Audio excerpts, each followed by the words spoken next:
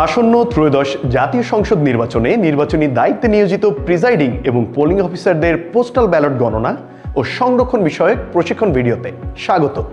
Presiding officer vote কেন্দ্রে উপস্থিতি নিশ্চিত করে স্বাক্ষর করবেন পোস্টাল ভোট গণনায় প্রিজাইডিং অফিসারের উপস্থিতি ফর্মে। আসন ভিত্তিক প্রতিদ্বন্দ্বী নির্বাচনী প্রার্থীদের পক্ষে একজন করে পোলিং এজেন্ট উপস্থিত থাকবেন পোস্টাল ভোট গণনা কার্যক্রমের সময়। ভোটের দিন ভোট গ্রহণের নির্ধারিত সময় বেলা 4:30টার পরে রিটার্নিং অফিসার পোস্টাল ব্যালট ভর্তি ব্যালট বাক্স প্রিজাইডিং অফিসারকে বুঝিয়ে দেবেন। বারকোডের সংখ্যাটি উচ্চস্বরে উপস্থিত পরিদর্শক, সাংবাদিক ও পোলিং এজেন্টদের সামনে বলবেন। প্রিজাইডিং অফিসারের নির্দেশনায় পোলিং অফিসারগণ পোস্টাল ব্যালট ও ঘোষণাপত্র সম্বলিত হলুদ খামগুলি খুলবেন। সকলে সম্মিলিতভাবে হলুদ খামগুলি খুলবেন এবং ঘোষণাপত্রগুলো এবং সাধারণ ভোট ও গণভোটের ব্যালট সহ ছোট সাদা খামগুলো আলাদা আলাদা করে রাখবেন। পোস্টাল ব্যালটে ভোটিং প্রক্রিয়ায় প্রবাসে অবস্থানরত ভোটারগণের ওসিভি হলুদ খামের ব্যালটগুলোর ক্ষেত্রে মনে রাখতে হবে, ভোট প্রদানের জন্য মুদ্রিত ব্যালট পেপারে অর্থাৎ ফর্ম 7-এ নির্বাচন কমিশন কর্তৃক রাজনৈতিক দল ও স্বতন্ত্র প্রার্থীর জন্য সংরক্ষিত সকল প্রতীক মুদ্রিত থাকবে, প্রার্থীর নাম মুদ্রিত থাকবে না। এছাড়া দেশে অবস্থানরত পোস্টাল ব্যালটে ভোটদানযোগ্য ভোটারগণের অর্থাৎ আইসিবিবির হলুদ খামগুলোর ক্ষেত্রে মনে রাখতে হবে, মুদ্রিত ব্যালটে অর্থাৎ ফর্ম 7-এর কতে সংশ্লিষ্ট আসনের প্রতিদ্বন্দ্বী প্রার্থীর নাম ও প্রতীক উভয়ই মুদ্রিত থাকবে। ঘোষণাপত্রে ভোটারের স্বাক্ষর আছে কিনা তা চেক করা হবে। ঠিকভাবে স্বাক্ষরযুক্ত থাকলে বৈধ ব্যালটগুলো এক পাশে রাখা হবে। বৈধ সাধারণ ভোট ও গণভোটের ব্যালটগুলো গণনার সুবিধার্থে আলাদা আলাদা করে রাখতে হবে একই জায়গায় পাশাপাশি।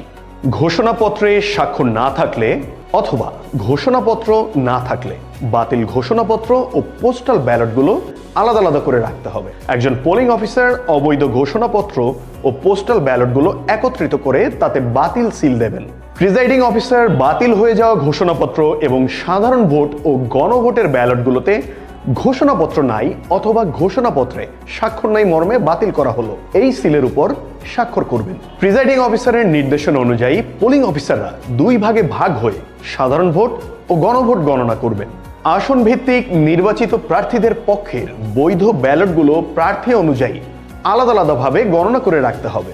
পোলিং অফিসারগণ গণভোটের বৈধ ব্যালটগুলো হ্যাঁ অথবা না অনুযায়ী আলাদা আলাদা করে রাখবেন পাশাপাশি। গণনাকৃত পোস্টাল ব্যালটগুলো 100টি করে আলাদা আলাদা ছোট বান্ডিল করে বেঁধে রাখা হবে গণনার সুবিধার্থে। প্রিজাইডিং অফিসার ও দায়িত্বপ্রাপ্ত পোলিং অফিসারগণ সাধারণ ভোটের বৈধ ব্যালটগুলো ফর্ম 16-র কতে সন্নিবেশিত করবেন এবং হ্যাঁ অথবা না চিহ্নিত বৈধ গণভোটের ব্যালটগুলো ফর্ম 4-এ সন্নিবেশিত করবেন। আসন ভিত্তিক প্রার্থীদের পক্ষে উপস্থিত পোলিং এজেন্টগণ স্বাক্ষর করবেন সাধারণ ভোটের গণনা সন্নিবেশিত করা ফর্ম 16-র কতে এবং গণভোটের গণনা সন্নিবেশিত করা ফর্ম 4-এ।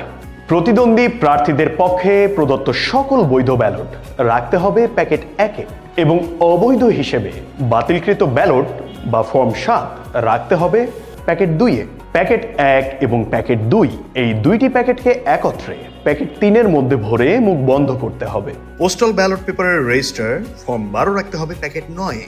ফলাফল বিবরণী ফর্ম 16-র ক রাখতে হবে প্যাকেট 14-তে। ফেরত খাম অর্থাৎ ফর্ম 10 ও ফর্ম 10-এর খ, স্বাক্ষরযুক্ত ঘোষণাপত্র সমূহ অর্থাৎ ফর্ম 8 এবং ঘোষণাপত্রের ত্রুটির কারণে বাতিলকৃত ঘোষণাপত্র ও সাদা খাম অর্থাৎ ফর্ম 10-এর ক, এই সমস্ত কিছু রাখতে হবে প্যাকেট 16-তে। গণভোটের ক্ষেত্রে হ্যাঁ বা না সূচক বৈধ ব্যালট পেপার রাখতে হবে প্যাকেট 1-এ। অবৈধ বা গণনাতে বাদ দেওয়া ব্যালট পেপার রাখতে হবে প্যাকেট 2-এ। ফলাফল বিবরণী অর্থাৎ ফর্ম 4 রাখতে হবে প্যাকেট 6-এ। জাতীয় সংসদ নির্বাচনের জন্য সকল প্যাকেটের মুখ বন্ধ করে একটি হেসিয়ান ব্যাগে রাখতে হবে।